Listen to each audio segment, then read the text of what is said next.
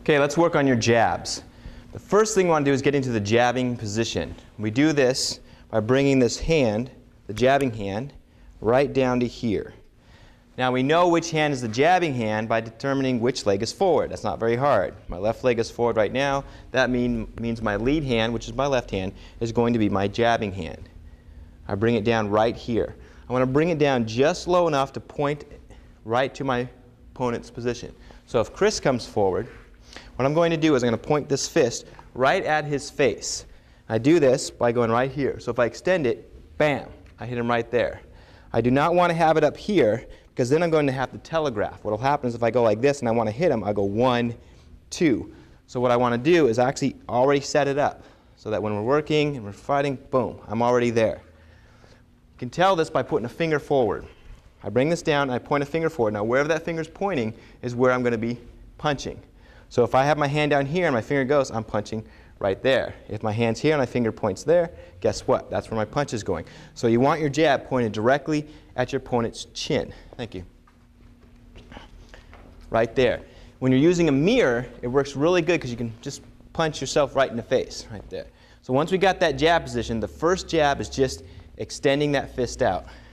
Right here, just extending that fist out is the first jab. 1, 2. That's just the basic jab. The next jab is a twisting jab. What we're going to do is twist that foot out just like this. The heel is going to be twisting out as we punch. 1. This really extends that jab out. Gives you a lot more reach. Again, if we have our opponent here and he throws a punch at me, look at the distances right here if I'm standing. So let's say I move my face just a little bit away from his fist and I throw a punch, I can't actually reach him. But if I twist, leave his fist out there so he can see the distance.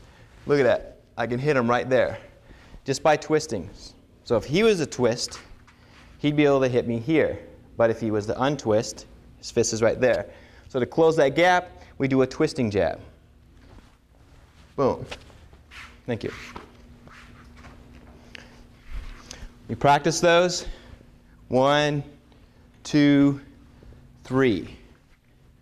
1, 2, and 3. Another jab, and actually the most powerful jab, is a collapsing jab. Now the collapsing jab, what you're going to do is take that lead leg and you're going to really just collapse it into the knee right here, just like that. And as we collapse, boom, we throw that fist forward. Check, right there. Boom, right here. We're contacting at the moment our weight is going forward, right? Boom, right there. That way we get the most power, throwing our body weight behind that punch. Chuck.